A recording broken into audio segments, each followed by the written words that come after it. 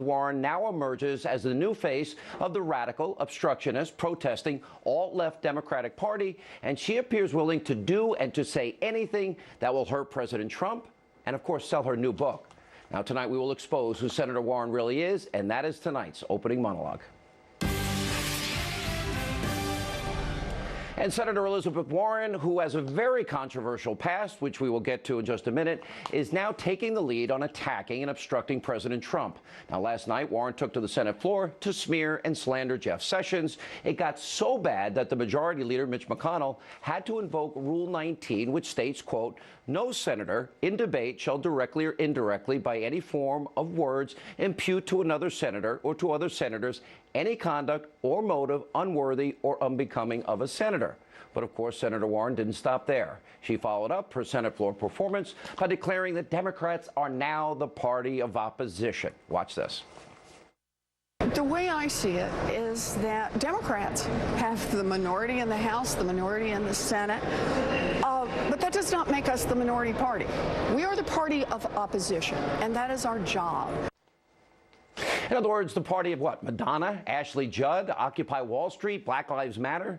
Now, this is not the first time that Senator Warren has gone off the deep end, if you will, and into the gutter to score cheap political points. You may remember when she viciously attacked Donald Trump during a campaign rally. This was with Hillary Clinton. Take a look at this. I got news for you, Donald Trump. Women have had it with guys like you. And nasty women have really had it with guys like you. Get this, Donald. Nasty women are tough. Nasty women are smart. And nasty women vote. Nasty women. You sound just like Ashley Judd. Now, Senator Warren is perfectly willing to throw stones, but tonight she needs to remember she lives in a glass house, and here's why. Now, back in 2012, when Elizabeth Warren was first running for Senate, her opponent, then Senator Scott Brown, exposed she isn't exactly honest in any way about her heritage. That's why Donald Trump gave her the nickname Pocahontas. Now, according to the Boston Globe, back in 1984, Warren and members of her family contributed recipes to a Native American cookbook where she signed her name, Elizabeth Warren Cherokee.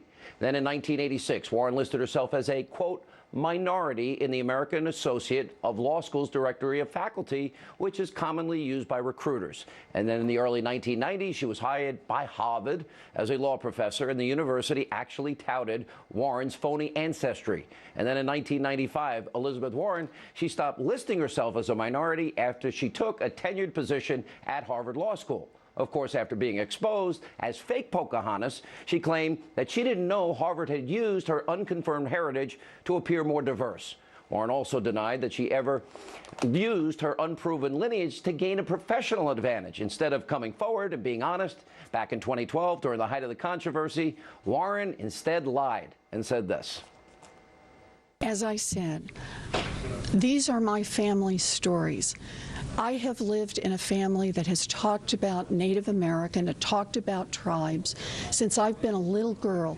I still have a picture on my mantle at home, and it's a picture my mother had before that, a picture of my grandfather.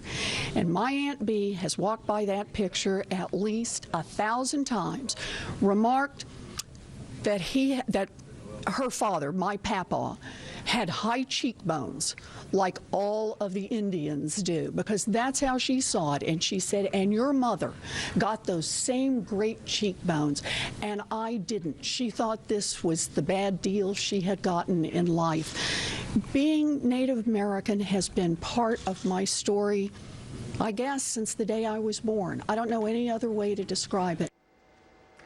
High cheekbones? Family stories? Really?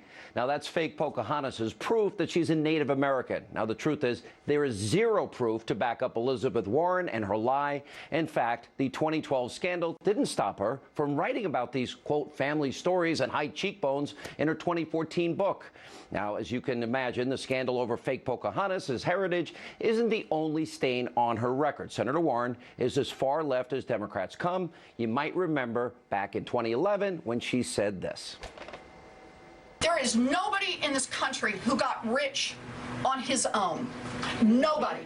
You built a factory out there, good for you, but I want to be clear. clear. You moved your goods to market on the roads the rest of us paid for. Yep. You hired workers the rest of us paid to educate. You were safe in your factory because of police forces and fire forces that the rest of us paid for. All right, that's pretty amazing. More alt-radical left than even Obama. So my message tonight to Senator Warren and the Democrats is simple. If you want to obstruct, you want to slow down the president's agenda and hurt the country, then you will own the suffering of millions of Americans out of work, millions of Americans who are on food stamps, millions of Americans living in poverty. In other words, all of the Americans that have suffered under your failed leftist ideology the last 8 years. Now, the American people rejected your failed policies. That was back in November. And if you want to be obstructionist, then guess what? They'll do it again in 2018 and then 2020.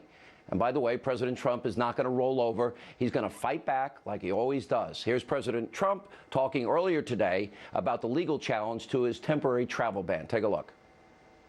Courts seem to be so political, and it would be so great for our justice system if they would be able to read a statement and do what's right. And that has to do with the security of our country, which is so important. I think it's sad. I think it's a sad day. I think our security is at risk today, and it will be at risk until such time as we are entitled and get what we are entitled to as citizens of this country.